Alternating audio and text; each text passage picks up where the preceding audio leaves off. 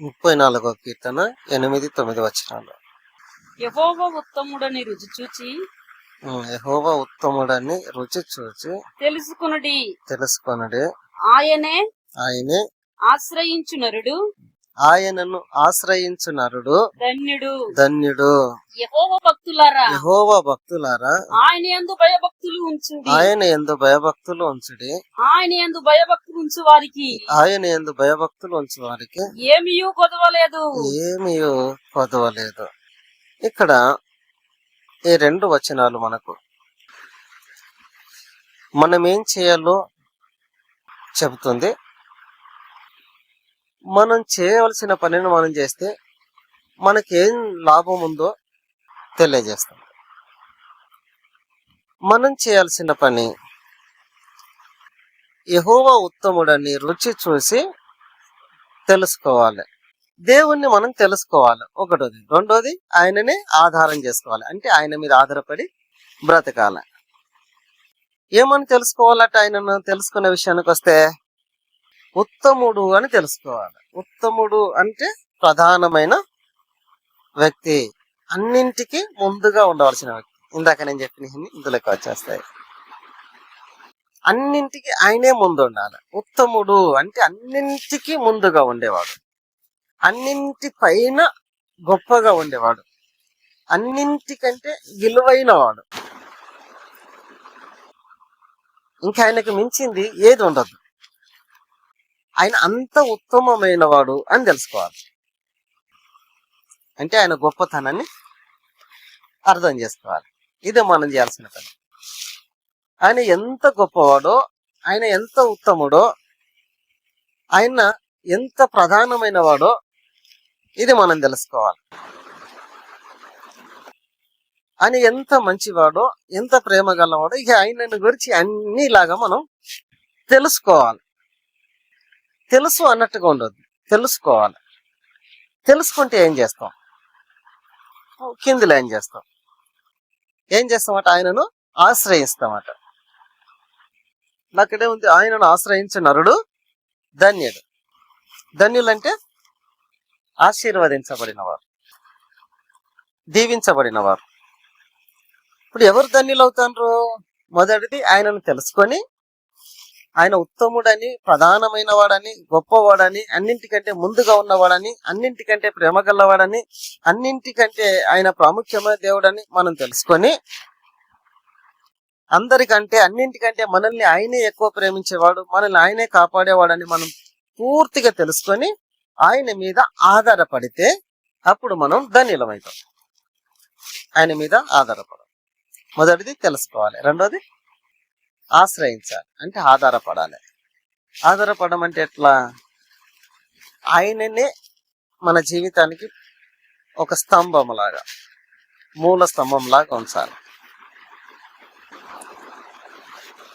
అప్పుడు మన దృష్టి అంతా ఆయన మీదకే వెళ్తుంది. ఇక నీకెవరున్నారు అని అంటే కళ్ళకి ఎవరు కనబడతారు? యేసయ్య. యేసయ్య కళ్ళ కనబడినప్పుడు మనుషులు కనబడతారు, లేదా వస్తువులు కనబడతాయి, లేదా మనం నాకు పలాంది ఉంది అనుకునే కనబడతాయి. నీకు ఆధారం ఏంటిది అని అంటే, డబ్బునోళ్ళు, దానికి దేవుని చూడనోళ్ళు, దేవుని ఆశ్రయించిన వాళ్ళు, దేవుని ఆధారం చేసుకున్న వాళ్ళు, డబ్బు మీదనే ఆధారపెట్టి వాళ్ళు ఏం చేస్తారు? నాకు డబ్బు ఉంది అంటారు. బలంగా ఉన్న వాళ్ళు ఏం చేస్తారు? నేను ఒంటరిని అనుకుంటాను, నాకు ఎంత బలంగా ఉన్నా తెలుసా అంటారు. నీకేముంది అని అంటే, నాకు కుటుంబం ఉన్నది అని, లేకపోతే నాకు పిల్లలు ఉన్నారు అంటారు, లేకపోతే నేను బయటికి వెళ్తే నాకు ఎంత విలువ తెలుసా అంటారు. ఇలాగంటే వాళ్ళు దాన్ని బేస్ చేసుకున్నారు. కాబట్టి వాళ్ళకు నీకేముంది, నువ్వెందుకు బ్రతుకుతున్నావు అని అంటే వాళ్ళ కళ్ళకి అవే కనబడతాయి. కానీ దేవుని బిడ్డలుగా మనకేం కనబడాలంటే యేసయ్య కనబడాలి. నీకెవరు లేరా అయ్యో పాపం అంటే వాళ్ళ మీద మనకు జాలి కలగాలి. ఎట్లా జాలి? కోపం రావద్దు. ఆ మాట అంటే కోపం వస్తుంది కదా. ఏమనుకుంటా, ఎట్లా కనపడుతున్నాడు ఎందుకు, నాకెవరు లేరు, ఇట్లా అట్లాంటి కోపం రావద్దు. జాలి కలగాలి. ఎందుకు తెలుసా? మనకి ఎవరు ఉన్నారో వాళ్ళకి తెలియదు, మన వెనకాల ఏముందో వాళ్ళకి తెలియదు, మనకి ఎంత ధైర్యం ఉందో వాళ్ళకి తెలియదు. ఎంత ఆ ధైర్యం అంటే మనం ఆయనను తెలుసుకున్నాం, ఆయన గొప్పతనాన్ని తెలుసుకున్నాం, ఆయన విలువను తెలుసుకున్నాం. కాబట్టి మనం ఆయన మీదనే ఆధారపడ్డాం, ఆయననే ఆశ్రయించినాం. అయితే ఇప్పుడు మనం ఎవరినైతే ఆశ్రయించినామో ఆ దేవుడు ఎంత గొప్పోడో, ఆయన శక్తి ఎంతో, ఆయన మన బ్యాక్గ్రౌండ్ ఎంత గొప్పగా ఉన్నాడో ఇది వాళ్ళకి తెలియదు. అందుకని వాళ్ళు అంటారు, అయ్యో పాపం ఎవరు లేరా నీకు అంటారు. అప్పుడు జాలిగా నవ్వి, నీకంటే ఎక్కువనే నాకున్నది అనాల. నీకంటే ఎక్కువ బలగా నాకుంది, నీకంటే ఎక్కువ బలం నాకుంది, నీకంటే ఎక్కువ సంపాదన నాకుంది, నీకంటే ఎక్కువ ఆస్తి నాకుంది, అన్ని నీకంటే ఎక్కువనే ఉన్నాయి. ఏమున్నా నీకు చూపెట్టు అంటే, నీకున్నది ఇప్పుడు కనపడప్పటికి మాయమవుతుంది, కానీ నాకున్నది మాయమయ్యేది కాదు, ఇప్పటికీ ఎప్పటికీ నిలిచి ఉండేది. ఏంటిది అది అంటే నా దేవుడు. ఇది మనం చెప్పగలగాలి. ఎప్పుడు చెప్తాము? మనం పూర్తిగా ఆయన మీద ఆధారపడము, మనం పూర్తిగా ఆయన మీద ఆధారపడాలి. ఎవరున్నారు నీకంటే మన కళ్ళ ముందుకు ఎవరు రావాలంటే, వస్తువులో, సంపాదనలో, మనుషులో, లేదా పిల్లలో, తల్లిదండ్రులు, అన్నదమ్ములో, ఇలాగ ఎవరో కాదు. కళ్ళ ముందుకు ఎవరు వచ్చి కనపడాలంటే నా దేవుడు, నేను నమ్మిన నా దేవుడు. ఏముంది నీ దేవుల్లో అంటే, ఆయన ఉత్తముడు, అన్నింటికంటే గొప్పవాడు, అన్నింటికీ ముందుగా ఉండేవాడు, ముందుగా ఉన్నవాడు. ఆయన లేకపోతే ఏది లేదు, అంత గొప్పవాడు. ఏం చేస్తాడు ఆయన నీకంటే? ఏమైనా చేస్తాడు. గొప్పోడు ఉన్నప్పుడు ఏం చేయకుండా ఉంటాడా కదా? గొప్పోడు ఎప్పుడు గొప్ప పనులే చేస్తాడు, చిల్లర పనులు చేయడు. లోకము దేవుణ్ణి ఆశ్రయించిన వాళ్ళు ఏం చేస్తారంటే చిన్నవి కోరుకుంటారు.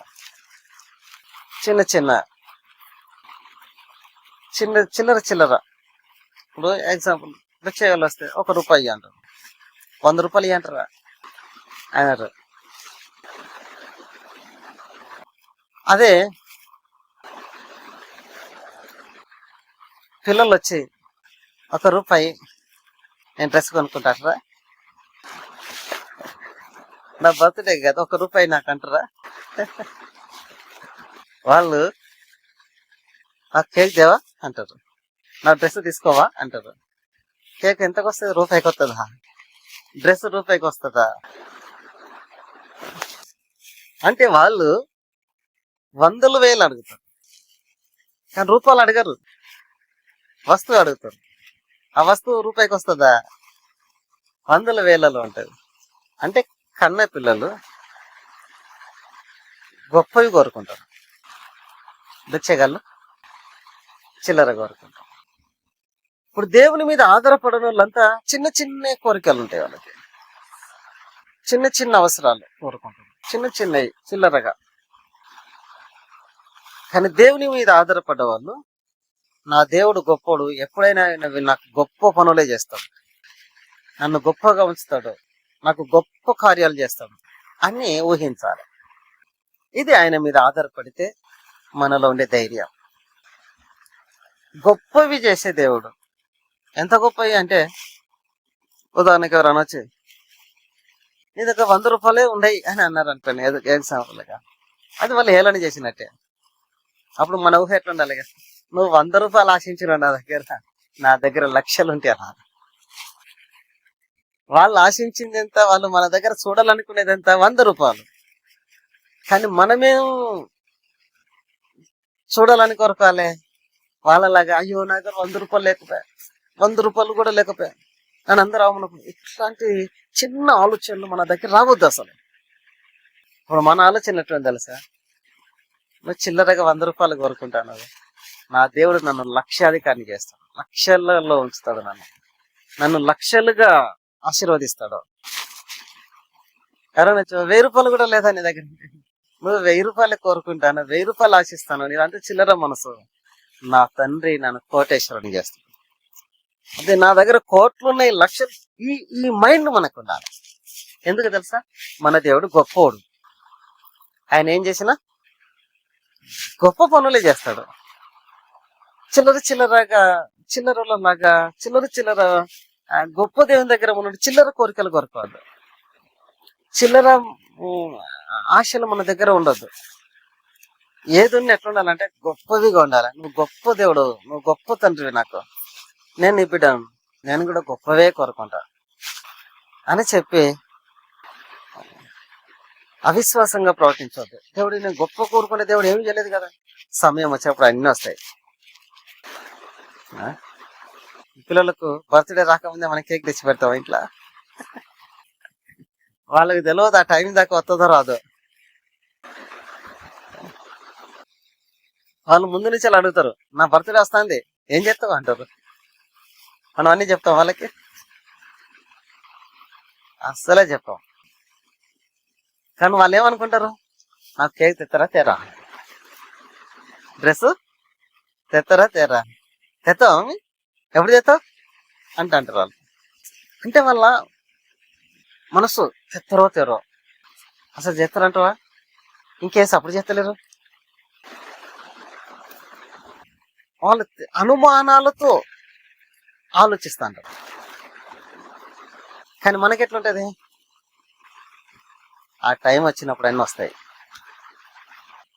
ఇంకా బర్త్డే ఇలా కాదు కదా, ఎందుకు ఆరాటం పడుతున్నావు అంటాం. అంటే పిల్లల స్వభావం ఆరాటంతో కూడింది, తొందరపడేది, చిన్న చిన్న వస్తువులను కోరుకునేది. సో మనం అట్లా ఉండద్దు. మనం ఎట్లా ఉండాలంటే గొప్పవి ఆశించాలి, అవి సమయం వచ్చినప్పుడు వస్తాయి అనే నిరీక్షణ కలిగి ఉండాలి. ఆశ ఎట్లుండాలి, గొప్పవిగా ఉండాలి. నా దేవుడు గొప్పోడు, ఆయన నాకేం చేసినా గొప్పగానే చేస్తాడు.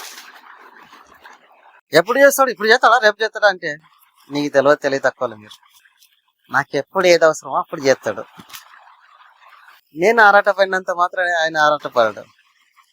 బర్త్డే రాకముందే పిల్లలు ఆరాటపడతా అన్నారు. చాలా మంది విశ్వాసులు ఈ రోజుల్లో అట్లనే ఆరాటపడతారు. దేవుడు ఇంకా చేయలేదుగా. టైం వచ్చినప్పుడు మనకి ఏది ఎప్పుడు అవసరమో అప్పుడు అన్నీ చేసుకుంటూ పోతాడు. అయితే మనం ఏం చేయాలి, చేస్తాడు అని నమ్మి విశ్వాసంతో ఆయన కొరకు బ్రతకడం నేర్చుకోవాలి. అంతే. చిల్లర ఆలోచనలు అనగా చిల్లర ఆశలు మనలో ఉండొద్దు. అన్యులకు ఉన్నట్టుగా, దేవుడు లేనోళ్ళకు ఉన్నట్టుగా. ఎందుకు ఉండొద్దు అని అంటే, మన దేవుడు గొప్పోడు గనుక మనం గొప్ప మనసు కలిగి ఉండాలి. గొప్ప దేవునికి పిల్లలు మనం కనుక మన మనసు గొప్పదిగా ఉండాలి, మన ఆలోచనలు గొప్పవిగా ఉండాలి. చిల్లరగా ఆరాట పడొద్దు, దేనికి ఆవేశపడద్దు, తొందరపడద్దు. అది ఇంకా కాలేదు అని ఆవేశపూరితమైనటువంటి స్వభావాన్ని చూపెట్టకూడదు. గొప్పలు ఎప్పుడు తొందరపడరు. టైం వచ్చేదాకా వాళ్ళు సప్లై చేయరు. వాళ్ళు ఏం చేస్తారో కూడా తెలియదు, అన్ఎక్స్పెక్టెడ్ గా చేసేస్తాడు. ఉదాహరణకు మనం మోదీని తీసుకుంటే 2000 రూపాయలు, అది 1000 రూపాయలు రద్దు చేసినప్పుడు 500, 1000 రూపాయలు రద్దు ఎవరికైనా చెప్పిండా? సడన్ గా నైట్ 12 గంటలకు అనౌన్స్మెంట్ చేసింది. చెప్పలే కదా అంటే గొప్పలు ఎవరు చెప్పరు. గొప్ప మనసు ఉన్నోళ్ళు ముందే తొందరపడి ఆగమాగం కారు, ఆ టైంకి చేస్తారు. అది గొప్పోళ్ళకే అర్థమవుతుంది. ఈ చిన్న మనసు, చిల్లర మనసు ఉన్న వాళ్ళకి ఇవన్నీ తెలియదు. అట్లా చేసేసేది ఏంది అర్థమే కాలేదు. ఇక ఈ చిన్న మనసు వాళ్ళు ఏం చేస్తారు, సర్ప్రైజ్ నీకు తెలియదు అంటారు. సర్ప్రైజ్ కాదు, అది గొప్ప మనసు. అది అంతే, అట్లనే ఉంటది. అది గొప్పోళ్ళు ఎప్పుడు కూడా తొందరపడరు. నేను అజ్జత తెలుసా, ఇజ్జత తెలుసా ఇట్లా అనరు. చూస్తా అంటారు, నీకు అవసరమైతే నేను చేస్తా కదా, నీకెందుకు అవసరం లేని దాని కొరకు నువ్వెందుకు తొందరపడతాను, ఆరాటపడతాను. నీకు అవసరమైతే నిజంగా నేను చేస్తా అంటారు. అందుకే గొప్పోళ్ళు ఎప్పుడు ముందు నేను చేస్తా అని చెప్పరు. వాళ్ళ టైం వచ్చినప్పుడు చేస్తారు అంతే. ఏం సప్పుడు చేస్తున్నావు, చేయవా అంటే సప్పుడు చేయరు వాళ్ళు.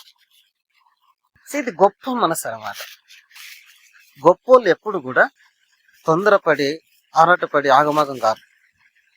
ఈ చిన్న మనసు, చిల్లర ఆలోచనలు, చిన్న ఆలోచనలు ఉన్న వాళ్ళు ఏం చేస్తారంటే ఊరికిన తొందరపడేస్తారు. కాబట్టి దేవుని బిడ్డలుగా మన దేవుడు గొప్ప గొప్పవాడు కనుక ఆ గొప్ప దేవునికి మనం బిడ్డలమైనమంటే మనం కూడా గొప్పగానే ఆలోచించాలి. గొప్ప ఆలోచనలు ఉండాలి మనకి, గొప్పగా ఉండాలి మన ఆశలు. నేను దేవుని కొరకు ఎలా బ్రతకాలా, నా దేవుని లాగా నేను తయారు కావాలా. నా దేవుని చూస్తే ఎంత శక్తి కనబడుతుందో, నా దేవుని బిడ్డగా నన్ను చూస్తే కూడా ఆ దేవుని శక్తి కనబడాలి. నా దేవునిలో ఎంత మనుషుల్ని రక్షించాలని ఆశ ఉంటుందో, ఆయన బిడ్డగా నాకు కూడా ఇతరుల రక్షణ కొరకు ఆరాటం, ఆశ, ప్రేమ, ప్రార్థన కనబడాలి. ఆయన గొప్పవాడు. మనిషిని రక్షించడం అంత ఈజీ అమ్మ. రక్షించాలంటే నా ప్రాణాన్ని పెట్టిండు. అప్పుడు ఆయన బిడ్డలుగా మనకు కూడా ఆ గొప్ప మనసు ఎందుకు ఉండదు కదా. రక్షించాలనే గొప్ప మనసు కలిగిన ఆయన ఆ గొప్ప మనసుతోని రక్షించడానికి ఆయన ఏం చేసినంటే గొప్ప పని చేసిండు, ఎవరు చేయని పని. తల్లిదండ్రులు పిల్లల మీద నువ్వంటే నాకు ఎంత ప్రేమ తెలుసా అంటారు, కానీ ప్రాణం పెట్టలేరు. వాళ్ళు అడిగినవన్నీ ఇవ్వలేరు, వాళ్ళు కోరినవన్నీ చేయలేరు, కానీ మాట వరుసగా మాత్రం చెప్తారు నువ్వంటే నాకు ఎంత ప్రేమ తెలుసా, అసలు నువ్వు లేకపోతే నేను బ్రతకని తెలుసా అంటారు. కానీ నువ్వు నా తల్లి కాదు, నువ్వు తండ్రి కాదు పో అని వాళ్ళు పోతే వీళ్ళు చచ్చిపోతారా? మరి వాళ్ళు ఏమంటారు, నువ్వు లేకపోతే నేను బ్రతకను. ఇది దొంగ ప్రేమ కాదా? ఇది మాయ ప్రేమ కాదా? కానీ మన దేవుడు, మన తండ్రి అలా చేయలే, రక్షిస్తా అన్నాడు అంతే. రక్షించాలనుకున్నాడు, గొప్పగా ఆలోచించాడు, ప్లాన్ చేసిండు, వచ్చిండు, రక్షించడానికి ఏం చేయాలో అవన్నీ చేసిండు. వెనక ఆడలే, ప్రాణం పెట్టిండు, రక్తం కార్చాడు, మళ్ళీ తిరిగి 3 రోజులకు లేచిండు, అందరికి కనపడిండు, నేనే దేవుని అని చెప్పుకున్నాడు, అందరు చూస్తాంటే వెళ్ళిపోయాడు. గొప్ప పనులు ఎవరు చేయగలరు ఇవి? రక్షించడానికి ఎవరు ప్రాణం పెట్టగలరు? ప్రాణం పెట్టి రక్తాన్ని కార్చి చనిపోయి మళ్ళా వాళ్ళ కొరకు, మనుషుల కొరకు ఎవరు తిరిగి బ్రతకగలరు? బ్రతికిన వాళ్ళు మళ్ళీ అందరూ చూస్తుంటే పరలోకానికి ఎవరు పోయినరు? ఎవరు పోయినంటే మన దేవుడే పోయింది, మన తండ్రి ఆయన. ఆయన గొప్ప మనసు అయినది. అప్పుడు మనం ఆయన పిల్లలుగా ఉంటే మన మనసు కూడా గొప్పగా ఉండాలి. చిన్న చిన్న మనసు ఉండద్దు. చిన్న చిన్న వాటికి ఏడవడం, చిన్న చిన్న వాటికి బాధపడడం, చిన్న చిన్న వాటికి కృంగిపోవడం. అప్పుడు వేసే ప్రాణం పెట్టడానికి ఎంత బాధపడి ఉండాలి కదా. ఆయన ప్రాణం తీస్తంటే ఆయన ఎట్లా బాధపడి ఉండాలి? ఆయన రక్తం కారిపోతుంటే ఆయన ఎంత బాధపడి ఉండాలి? ఆయన ఇట్లా చిన్న చిన్న వాటికి బాధపడే చిల్లర మనసు కాదు ఆయనది, చిన్న మనసు కాదు ఆయనది.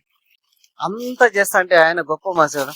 తండ్రి వీళ్ళు ఏం చేస్తారో వీళ్ళని క్షమించన్నాడు. ఇది గొప్ప మనసు. ఈ చిల్లర మనసు అయితే ఎట్లుంటది అంటే, నేను మా సంగతి ఏందో తెలుసా నీకు, నేను తలుసుకుంటే నువ్వేమైపోతావో తెలుసా అంటారు. నేను ఎట్లాంటి మనిషినో తెలుసు కదా, నా గురించి నీకు తెలియదు, నా గురించి నీకు తెలుసా, నా గురించి నీకు తెలుసు కదా అని మాట్లాడతాను. ఏసే అట్లా తొందరపడ్డా? అది గొప్ప మనసు. ఇట్లాంటి వాళ్ళందరిది చిల్లర మనసు. ఏసే మనసు గొప్పది కనుక ఆయన అన్ని చేస్తా అంటే చూసిండు, రక్తాన్ని కార్చిండు, రక్తం కారిపోతుంది, అందరు చేయాల్సిన అన్ని చేస్తా అంటే ఆయన గొప్ప మనసు. తండ్రి వీళ్ళు ఏం చేస్తున్నారో వీళ్ళకి తెలియదు, వీళ్ళని క్షమించు అంటే ఆయనకు తెలుసు వీళ్ళది చిల్లర మనసు, చిన్న మనసు, వీళ్ళదంతా చిల్లర పద్ధతులు అని ఆయనకు తెలుసు. ఆయన గొప్పవాడు కనుక ఆ గొప్ప మనసును చూపెట్టింది, కానీ చిల్లర మనసును చూపెట్టలే. అప్పుడు ఆయన బిడ్డలుగా మనం ఉంటే, ఆయనకు మనం బిడ్డలమైతే, ఆ గొప్ప మనసు, నా గొప్ప దేవునికి మనం బిడ్డలమైతే మన మనసు ఎట్లా ఉండాలి?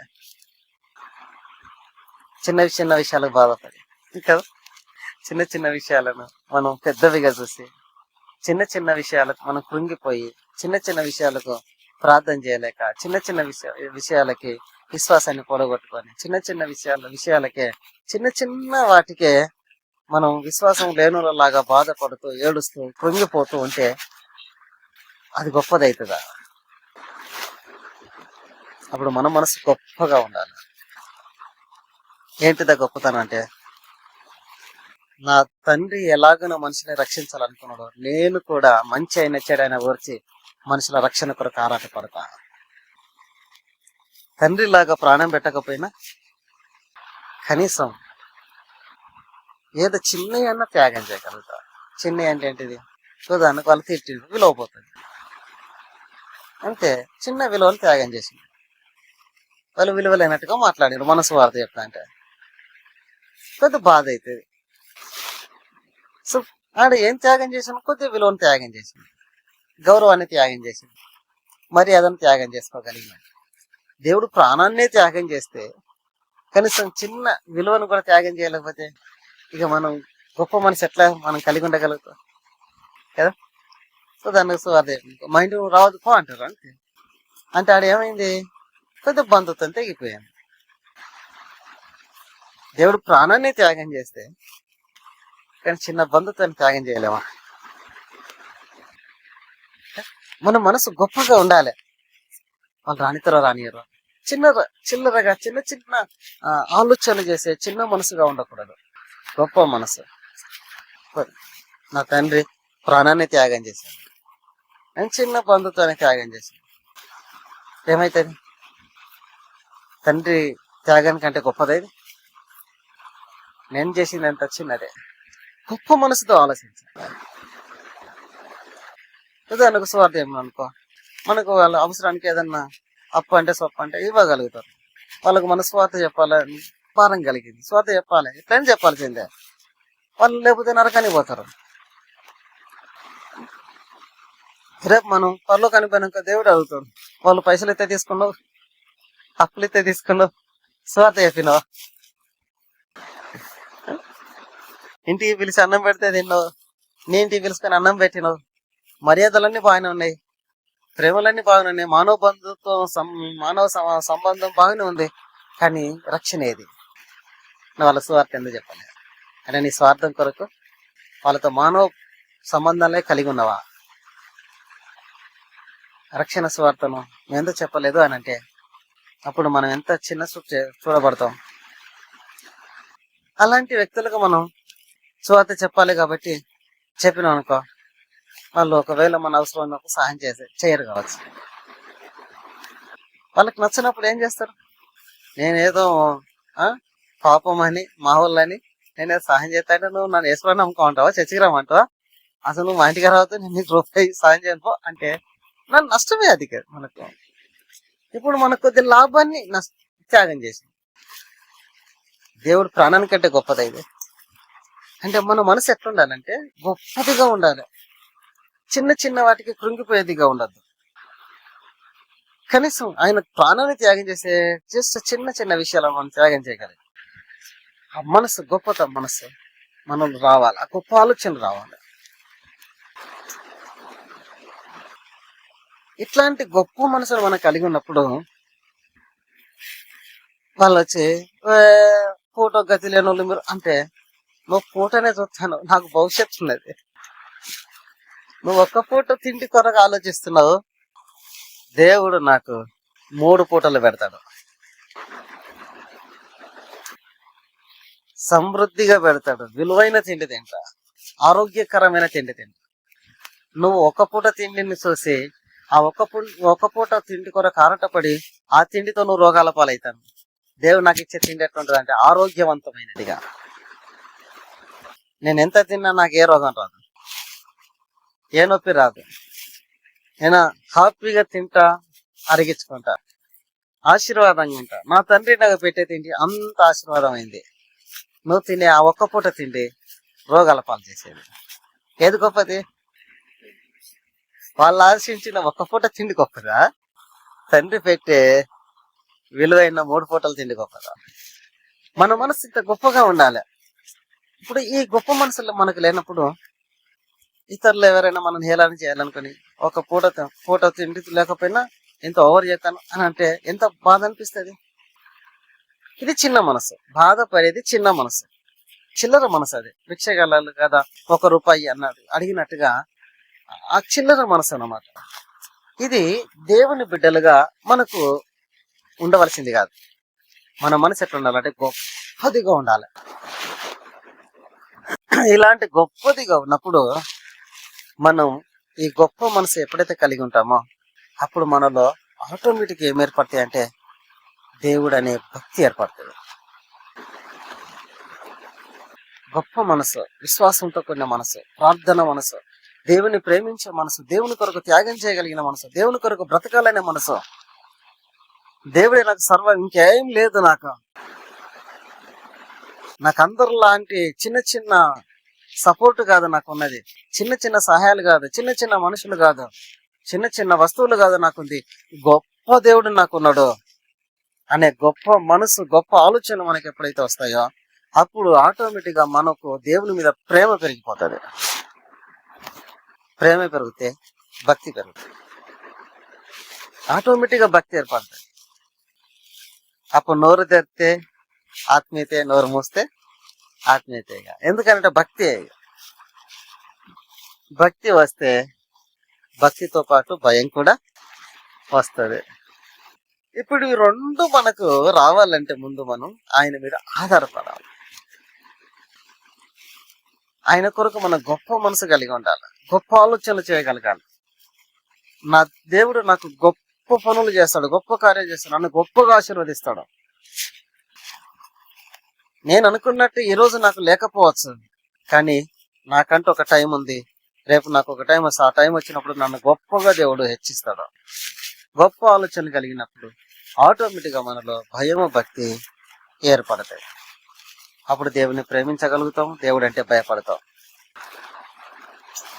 దేవుని మీద భయము, భక్తి కలిగి ఎవరైతే ఉంటారో 9వ వచనం మనకు చెప్తుంది, ఆయన యందు భయభక్తులు ఉంచువానికి ఏమీ కొదవలేదు. ఎంత క్లియర్ గా ఉందో. ఆయన యందు భయభక్తులు ఉంచువానికి ఏమీ కొదవలేదు, ఏమీ కొదవలేదు. ఇక ఏం కొదవలేదు అంటే ఇక అసలు తక్కువ అనేది ఉండనే ఉండదు. ఇక ఇది లేదు అది లేదు అనేది రానే రాదు. అన్ని సమృద్ధిగా ఉంటాయి, అన్ని మన చుట్టే తిరుగుతాయి. ఎప్పుడు అని అంటే ఇక్కడ వాక్యం చెప్తుంది, భయము భక్తి కలిగి ఉండాలి. అంటే మొదటిది దేవుని తెలుసుకోవాలి. ఏమని తెలుసుకోవాలి? దేవుడు గొప్పవాడు అని తెలుసుకోవాలి. రెండోది ఆయన మీద మనం ఆధారపడడం నేర్చుకోవాలి. మూడోది భయము భక్తిని మనం కలిగి ఉండాలి. ఈ మూడు మనం ఆయన దగ్గర కలిగి ఉంటే దేవుడు మనకేం చేస్తున్నాడట అంటే ఏది తక్కువ కానివాడటిగా. ఎంత గొప్ప దేవుడు! తల్లిదండ్రులు చేయగలరు ఇట్లా? మనం ఎంత కష్టపడినా మనం చేసుకోగలం ఇట్లా? లోకల సామెత ఉంటుంది, కోటేశ్వరులు కూడా ముసలమ్మ మూలకు ఉన్న ముసలమ్మతో అవసరం ఉంటుందట. అంతేనా సామెత? అదేనా? తెలియదా? ఎంత ఉన్నోళ్ళకైనా మూలకున్న ముసలి దాంతో అవసరం ఉంటది అని అనేవాళ్ళు. నా చిన్నప్పుడు వినేది మాట. మూలకున్న ముసలమ్మను ఎవరు లెక్క చేయరు, కానీ ఆ ముసలమ్మతో కూడా అవసరం ఉంటది అది. ఇది ఎగ్జాంపుల్ మనకు తెలుసు. కొంతమంది పింఛన్ వచ్చే ముసలమ్మలను ఎంత జాగ్రత్త చూసుకుంటారు. ఎందుకు? వాళ్ళు ఎంత మంచుకుంటే అంత డబ్బు వస్తుంది. అంటే ఇప్పుడు వాళ్ళు ముసలమ్మతో అవసరం ఉండే కదా, అదే ఆ ముసలమ్మకి ఏం లేకపోతే ఏమున్నది ముసల్దానా నీకు, నేను చూసుకుంటే నాకేం లాభం. స్వార్థపరులు. అందుకే ఏ విలువ లేని వాళ్ళతోనైనా అవసరం ఉంటది అన్నట్టుగా ఈ లోకంలో ఎన్ని మనం సంపాదించిన అవసరానికి కొన్ని సందర్భాలు ఏముండవు. టైంకి ఆకలినప్పుడు తిండి కూడా ఉండదు, అన్ని ఉంటాయి మళ్ళా. కానీ దేవుడు అంటాడు మొదటిగా ఆయనను మనం తెలుసుకోవాలి. ఏమని తెలుసుకోవాలి? గొప్పోడు అని తెలుసుకోవాలి. మన దేవుడు అన్నింటికంటే గొప్పవాడు, ఏదైనా చేయగలిగిన వాడు, ఎంతైనా చేయగలిగిన వాడు. ఆయన అన్నింటికంటే విలువైన వాడు, అన్నింటికి ముందుగా ఉన్నవాడు. ఏదైనా అయిన తర్వాతనే ఆయన్ని అన్నింటికంటే విలువైన దేవుడు అని మనం తెలుసుకోవాలి. రెండోది, అంత గొప్ప దేవుణ్ణి మనం ఆశ్రయించాలి, ఆధారపడి ఆయన మీద మనం బ్రతకాలి. మూడోది, ఆయన యందు భయము భక్తిని మనం నేర్చుకోవాలి. ఇవి మనకుంటే ఆయన ఏం చేస్తాడటంటే ఏది తక్కువ కాకుండా చూస్తాడట. ఏ ధనవంతులకైనా తక్కువ అనేది అవుతుంది. అవసరానికి వాళ్ళు అప్పుల అయితేనే ఉంటారు. ఎంత ధనవంతులైనా అప్పులు చేస్తూనే ఉంటారు, బదులు అడుగుతూనే ఉంటారు. ఇతరుల దగ్గర అప్పు చేసి అవసరతలు తీర్చుకోవడానికి ప్రయత్నం చేస్తారు. ఇంకా కొన్నిసార్లు ఎవరు అప్పు ఇవ్వక వాళ్ళ అవసరతలు తీరనే తీరవు. అప్పు ఇచ్చేటోళ్ళైనా అవసరానికి ఇవ్వలేరు, వాళ్ళు ఏం లేదని బాధపడుతూ ఉంటారు. కానీ దేవుడు అంటాడు, ఈ మూడు అనగా ఆయనని తెలుసుకోవాలి, ఆయన మీద ఆధారపడాలి, ఆయన యందు భయము భక్తి కలిగి ఉండాలి. ఈ మూడు పనులు మనం చేస్తే ఆయన ఏం చేస్తాడటంటే ఎవరు చేయలేని పని ఏది తక్కువ కాకుండా చేస్తాడట. ఏది తక్కువ కాదనంటే మన ప్రతి అవసరతలు తీరుస్తాం. మనకి ఏది కావాలో అన్ని చేస్తాడు. ఇది మనం చేసుకోలేము, మనకి ఎవరు చేయలేరు. మనం ఎంతమంది మీద హోప్ కలిగి ఉన్నా వాళ్ళు ఎవరు ఏమి చేయలేరు. కానీ దేవుడు అంటాడు, ఎవరు చేయలేంది నేను చేస్తాను, ఏది తక్కువ కాకుండా చూస్తాను. సరే, ఎంత గొప్ప దేవుడు మన దేవుడు. సో అందుకనే ఆయన మనకి చెప్పేది ఏంటంటే మనం ఆయనను తెలుసుకోవాలి, అర్థం చేసుకోవాలి. తెలుసుకోవడం అంటే అర్థం చేసుకోవాలి. ఆయన గొప్పతనాన్ని మనం చూడాలి, ఆయన గొప్పతనానికి మనం విలువనివ్వాలి. రెండోది, ఆయన మీద ఆధారపడి బ్రతకడం నేర్చుకోవాలి. ఆయన మీద ఆధారపడితే ఇంకా దేన్ని చూడం మనం. ఆయన గొప్పడుగా కనపడితే ఇక కళ్ళ ముందు మనకు ఏది గొప్పదిగా కనపడదు, అన్ని చిన్నవి కనపడతాయి. ఆయన మీద మనం ఆధారపడ్డప్పుడు మన కళ్ళ ఎదుట ప్రతి విషయానికి ఆయనే కనపడతాడు, ఇంకేది కనపడదు, ఎవరు కనపడరు. మూడోది, భయము భక్తి మనలో ఉంటే ప్రతి దాన్ని ఆయనతోనే ప్రారంభిస్తాం మనం, ఆయన లేకుండా ఏది చేయము. ఇవి మనం చేసినప్పుడు ఆయన మనకేం చేస్తాడట అంటే ఏది తక్కువ కాకుండా అన్నింటినీ మన చుట్టూ ఉంచుతాడట. అన్ని తెచ్చిపెడతా, నీకు ఏది కావాలో తీసుకో అంటాడు. హల్లెలూయా, ఎంత గొప్పవాడు మన దేవుడు, ఎంత ప్రేమ కలడు. ఇలాంటి వాళ్ళు ఎవరు అన్నారా? తల్లిదండ్రులు ఉన్నారా? తోడపుట్టిన వాళ్ళు ఉన్నారా?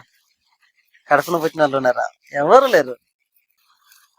ఎవరు చేయని పనిని మన తండ్రి చేస్తాడు, ఏది తక్కువ కాకుండా, ఏది తక్కువ కాకుండా. అయ్యో పలాంది నాకు కావాలి ప్రభా, ఎట్లా లేదు కదా అని మనం అనుకోక ముందే అది వచ్చి అక్కడ ఉంటది అవసరానికి. కానీ మనం దాన్ని చూడం, మనకు కనబడదు. ఎందుకంటే మనం కొన్నిసార్లు గుడ్డెలం అయిపోతాం. అది వచ్చి ఆడ ఉంటది, మనకు కనబడదు. మనం గుడ్డెలో లాగా పక్క చూపులు చూసుకుంటా, అటు ఇటు చూపులు చూసుకుంటా, అయ్యో ప్రభు ఎట్లా కావాలనుకుంటాం. దాన్ని చూడడం, తీసుకోవడం చేత కాక, అయినా దేవుడు ఆ టైం రాగానే ఎందుకు బాధపడతాను, అటు చూడు అంటాడు. అటు తానే ఉంటుంది, అదే మన దగ్గర గురికొస్తా అంటది. ఇది మన దేవుని గొప్పతనం. అందుకే ఆయనది గొప్ప మనసు. మనలాగా ఆరాటపడు. మనది అవసరం చిన్నదైనా మనం దాని గురించి గంపెడంత ఆలోచన చేస్తాం, పెద్దగా బాధపడతాం, ఏదో అయితే నష్టం అన్నట్టుగా ఫీల్ అవుతాం. కానీ గొప్ప మనసుని ఆయన అట్లగాడు. ఎందుకు టెన్షన్ పడతాను అంటే కూల్గా ఉండు, టైంకి అయితే వస్తుంది. సరే, ఒకసారి ఒక సేవకుడు అనాథాశ్రయం పెట్టాడు. అనాథాశ్రయంలో పిల్లలు చాలా మంది ఉంటారు, 100 మంది ఉంటారు. ఆయనకు ఇంట్లో నిల్వేం లేవు వాళ్ళకు వండి పెట్టడానికి. ఆయనకు నేను రోజు ఇన్ని పంపిస్తాను ఎవరు చెప్పలే. ఆయన ప్రార్థన చేస్తారు, ఆ టైంకి అవి వస్తాయి. ఒక రోజు ఒక నైట్ ఒక సేవకుడు ఆయన దగ్గరికి మామూలుగా చూడడానికి వచ్చిండట. నైట్ అటే ఉన్నాడట. ఆ నైట్ ఆయన అక్కడ జరిగే కార్యక్రమాలన్నీ గురించి ఆయన చెప్పిందట. ఆ సేవకుడు వచ్చిన సేవకునికి ఇన్ని వందల మంది పిల్లలు ఉన్నారు, వాళ్ళకు రోజు తిండి పెట్టాలి, రేపు పొద్దుగల కూడా వాళ్ళకు టిఫిన్ పెట్టాలి, కానీ మన దగ్గర ఏం లేదన్నాడట. ఏం లేదు, టిఫిన్ పెట్టడానికి ఏం లేదు, వాళ్ళకు పొద్దున ఈ టైం వరకు టిఫిన్ కరెక్ట్ టైంకి పెట్టాలి, ప్రార్థన చేయని చెప్పిండట. వచ్చిన సేవకునికి చెప్పిండట. ఈయన ప్రార్థన చేసుకునేంతసేపు ఈయన చేసుకున్నాడట.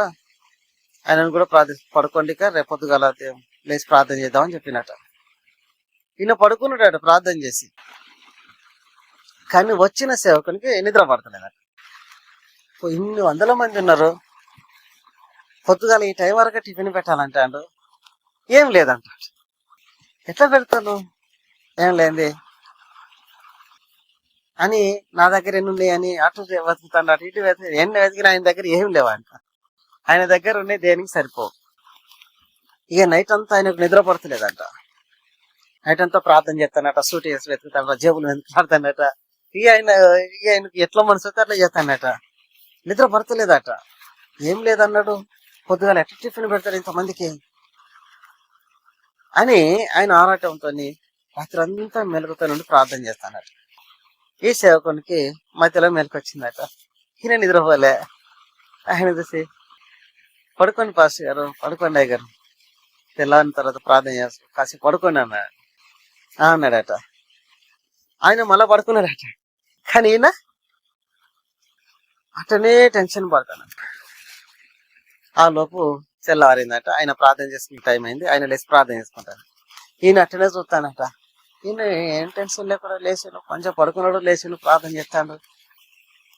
అటు ఇటు పోయి ఏదో పనికి రావాలి కదా, మనుషులకు ఇచ్చి పాదో ఇదే ఇచ్చి తండ్రి అదే ఇదేనా అని చెప్పాలి, ఏర్పాటు చేయాలి. కానీ ఈయన సైలెంట్ గా ఏం పట్టింపు లేనట్టుగా లేచి ప్రార్థన చేసుకుంటాడు. ఏంది అని ఈయన అట్లనే ఆరాట పడతానట. బయటికి వెళ్తానట, అటు చూస్తానట, ఏమైనా టిఫిన్ తయారు చేస్తానని ఆడిపోయి చూస్తానట, ఈడిపోయి చూస్తానట. ఎక్కడ ఏం లేదు, వంటలు చేసే వాళ్ళందరూ అట్లనే కూర్చొని చూస్తాడట. అయ్యగారు ఏం చెప్తాడు అని. అయ్యగారు ప్రార్థనలు ఉన్నాడు. లేచి టిఫిన్కి టైం అవుతుందట. ఇలా అయ్యగారు ఏం చెప్తలేడు, టైం అయింది, వంట ఏం చేయలేదు కదా, పిల్లలకి టిఫిన్ ఎట్లా అని వాళ్ళు వంట చేసే వాళ్ళు ఆలోచిస్తానట. ఈ వచ్చిన సేవకుడు కూడా ఆలోచిస్తానట. అటు తిరుగుతానట, వంట మనుషులను అడుగుతానట, పిల్లల్ని అడుగుతానట, అటు ఇటు తిరుగుతానట. ఇంత వచ్చి చూస్తే ఈయన ప్రార్థన ఉన్నాడు. అరే అక్కడ ఏం లేదు, ఈయన ప్రార్థనకే లేతలేడు. తెలంగాణ మంచిగా పడుకున్నాడు, లేచి ప్రార్థన చేస్తాడు, టైం అవుతుంది, లేతలేడు, ఏంది అని ఈయన టెన్షన్ పడతానట. తీరా టైం అయినాక ఒక 10 నిమిషాలు ముందు ఉండగా లేచిండట. ప్రార్థనకి వెళ్ళేసి బయటికి వెళ్ళి రాగానే ఆ వంట మనుషులు వచ్చేసి, అయ్యా టైం అయింది, ఏం చేయలేదని చెప్తాడట. ఆయన అన్నాడట, టిఫిన్కి బెల్లు కొట్టాను అన్నాడట. అందరిని పిలువరు కదా, వందల మందే, బెల్లు కొడితే అందరు వచ్చేస్తారు. టైంకు కరెక్ట్ గా బెల్లు కొట్టేసాను అన్నాడట. మళ్ళీ పోయి ప్రార్థనలు చేసినాడట. వీళ్ళు వంటలు వాళ్ళకి అలవాటేగా, కానీ కొత్తగా వచ్చిన పాస్టర్ కు పిచ్చిలేసిందట. ఏంది ఇట్లా మాట్లాడతాడు మనిషి, ఇట్లా చేస్తాడు, లేచిండు, ఇట్లా వచ్చిండు, అట్లా బెల్లు కొట్టిరాను, మళ్ళీ పోయి ప్రార్థన చేస్తాను. మరి పైసలు ఇచ్చి ఏదో ఇదో ఏర్పాటు చేయాలి కదా, ఇచ్చేటోళ్ళను తెచ్చేటోళ్ళను చూసుకోవాలి, ఇవన్నీ చేస్తలేడు అని ఈయన టెన్షన్ పడి, ఏంది అసలు ఈయన ఇట్లా చేస్తాను ఏందని వంట వాళ్ళని అడిగితే ఆయన అంతే అన్నారట. వాళ్ళు కరెక్ట్ టైంకు వీళ్ళు బెల్లు కొట్టేసారట. టైం అయింది, టిఫిన్ చేసే టైం. బెల్లు కొట్టిరట. బెల్లు కొట్టగానే పిల్లలు ఏం చేస్తారు, అందరు పిల్లలు పట్టుకొని వచ్చి లైన్ గా నిలబడ్డారు. పిల్లలు వచ్చి లైన్ గా నిలబడ్డారు, వీళ్ళు బెల్లు కొట్టారు, కానీ పెట్టేదానికి ఏం లేదు. ఆ వచ్చిన ఫాస్ట్ అట్టనే చూస్తాడట. అయ్యగారు పిచ్చోడా, ఆయన చెప్తే వీళ్ళు బెల్లు కొట్టిన వీళ్ళు పిచ్చోళ్ళ, బెల్లు కొట్టగాని ఏం లేకుండా పిల్లలు పట్టుకొని వచ్చి లైన్లో నిలబడ్డ పిల్లలు పిచ్చోళ్ళ. ఆయనకి ఏం అర్థం కాక అయోమయంగా చూస్తానట. ఆ లోపునే ఒక ట్రాక్టర్ వచ్చిందట, లారీ ట్రాక్టర్. ఫలానా అనాథాశ్రమం ఇదే అన్నమాట. ఇదే అన్నమాట. వాళ్ళు అందులో నుంచి వెళ్ళి పనోళ్ళు ఆ వంట గిన్నెలు అన్ని తిప్పుతారట. అవేంటి వంట గిన్నెలు? పెద్ద పెద్ద బిర్యానీలు, పెద్ద పెద్ద బిర్యానీ వంటలన్నీ తిప్పిరట. బ్రేక్ఫాస్ట్ అయిపోతుంది, లంచ్ అయిపోతుంది, 2 పూటలు సరిపోయేటట్టుగా మొత్తం వంట గిన్నెలు అన్నీ దింపేశారట. దింపేసి మీ అయ్యగారు చెప్పండి, మేము పలానాలో ఇట్లా తెచ్చిచ్చినామని, మేము పలాంచలు తీసుకొచ్చినాం ఓకే అని వెళ్ళిపోయినట్టుగా వాళ్ళు. ఈ వంట మనుషులు పిల్లలకు వడ్డించడం మొదలు పెట్టిండ్రు. ఈ వచ్చిన సేవకుడు అట్లా చూస్తానట, అరే ఇది ఎట్లా సాధ్యం, ఇది ఎట్లా జరుగుతుంది ఇది అని ఆయన ఎంక్వైరీ చేస్తే ఆ వచ్చిన వాళ్ళు ఏం చెప్పారటంటే, మాది పొద్దున్నే పెళ్లి కొరకు వంటలన్నీ తయారు చేసి పెట్టినాం. అన్ఎక్స్పెక్టెడ్ గా పెళ్లి క్యాన్సిల్ అయిపోయింది. ఈ వంటలన్నీ ఎక్కడ ఏం చేయాలి అని అంటే, మాకు తెలిసిన ఇన్ఫర్మేషన్ ఇక్కడ ఆశ్రమం ఉంది, ఇక్కడ ఇస్తే పిల్లలు తింటారు, అలా మేము పట్టుకొచ్చినామని చెప్పారట. ఈయనకి ఏమో అర్థం కాలేదు. వీళ్ళేదో దానం చేసేవాళ్ళు అనుకుంటే, వీళ్ళకు అప్పుడప్పుడు సహాయం చేసేవాళ్ళు అనుకుంటే అట్లా కూడా కాదు, వీళ్ళు ఇట్టే జరుగుతుంది. ఆయన వచ్చి బెల్లు కొట్టుకోవాలని ఇట్లా బెల్లు కొట్టగానే ఆయన పెళ్లి క్యాన్సిల్ అయింది, వంట గిన్నెలు దిగినాయి. ఇదేంటి అని నేను చూస్తానట. ఆల్రెడీ పిల్లలు తింటే ఉన్నారట. ఆయన తర్వాత అందరు పిల్లలు తిన్న తర్వాత అయ్యగారు ప్రార్థనకి వెళ్ళేసి వచ్చి తిన్నారా అన్నాడట. అంటే ఇది గొప్ప మనసు అన్నమాట, దేవుని మీద ఆధారపడే విధానం. ఆయన మనసు గొప్పది. ఇప్పుడు ఆయన దగ్గరకు వచ్చిన సేవకుని మనసు చిన్నది.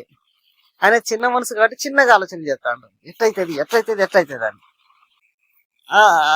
అయ్యగారిది గొప్ప మనసు కాబట్టి అంతా దేవుడే చూసుకుంటాడు. ఆయన దేవుని దగ్గర ప్రార్థిస్తాడు. అంటే అంత గొప్ప దేవుని కలిగి ఉన్నాం మనం. అట్లా గొప్పగా ఆలోచించాలి. అప్పుడు ఆయన నాకు చెప్పినట్టు అయ్యగారు, ప్రతిరోజు మాస్టర్ ఇట్లనే నడుస్తుంది, టైంకి వచ్చి దిగుతాయి అంతే.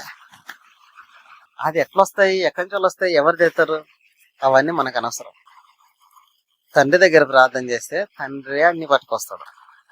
ఎక్కంచెలు ఏ దేవల్లో ఆ కంచెలు తీసుకొచ్చాడో పెడతాడు. అవసరానికి అన్ని దిగుతాయి, టెన్షన్ పడాల్సిన అవసరం లేదు అన్నాడు. అంటే అన్ని వందల మందికి తిండి పెట్టడానికి టెన్షన్ లేకుండా, రూపాయి లేకుండా పోషించగలిగి.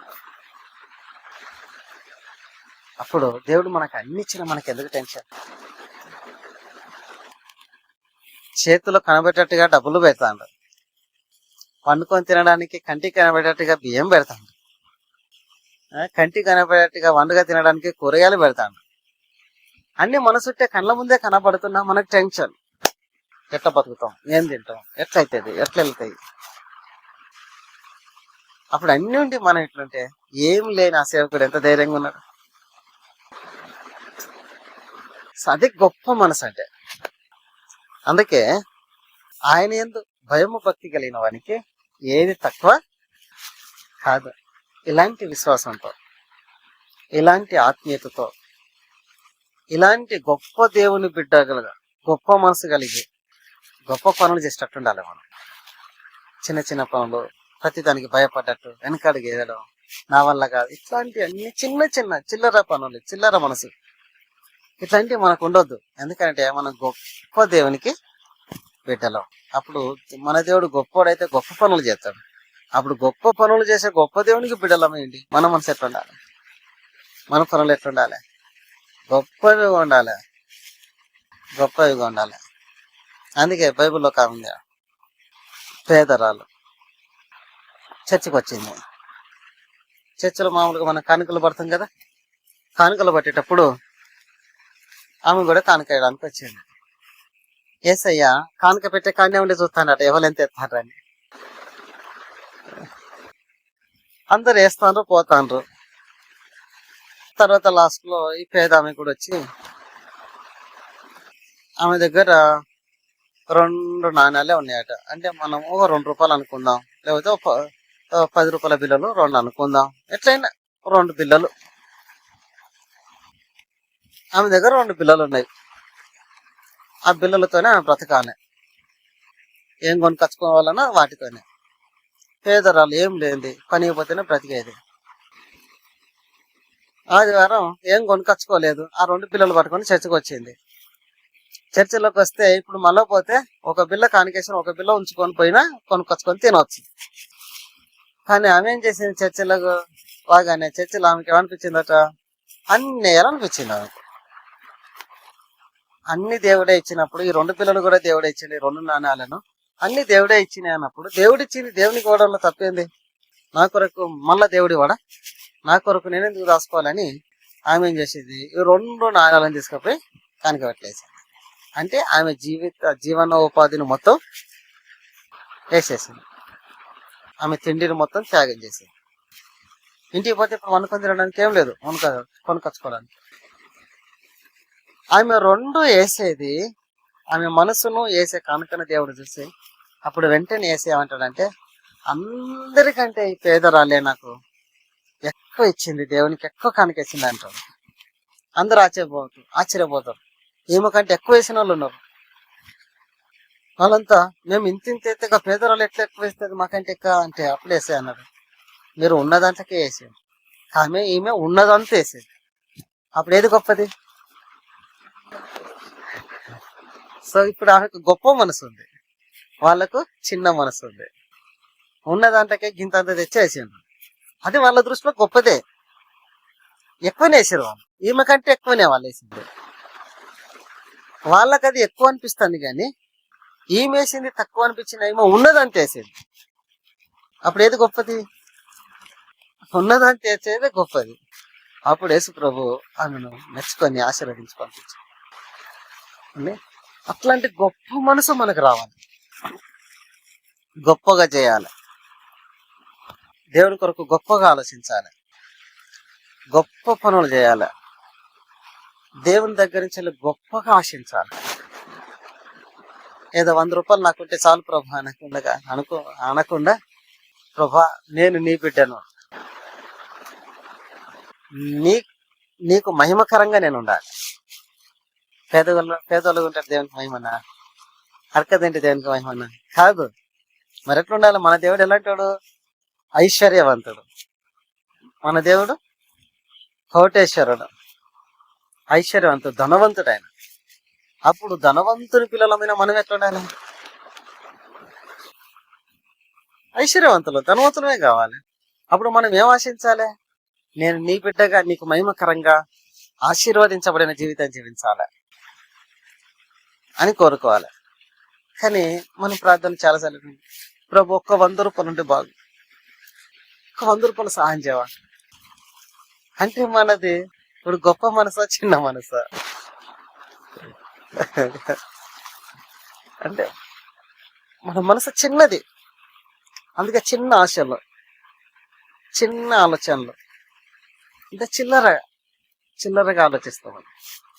అది కాదు, మనం గొప్పగా ఆలోచించాలి, గొప్పగా దేవునికి మహిమకరంగా బ్రతకాలి. అది దేవుడు మన దగ్గర నుంచి కోరుకునే కోరిక. అందుకే దేవుడికి చెప్పు, మనం ఆయన తెలుసుకోవాలి, ఉత్తముడు అని తెలుసుకోవాలి, ఆయన మీద మనం ఆధారపడి బ్రతకాలి. ఆయన యందు భయం భక్తి కలిగి ఉంటే అసలు ఇక మనకి తక్కువే. అది ఏది కొదువు అనేది మన కళ్ళ ముందు కనబడదు.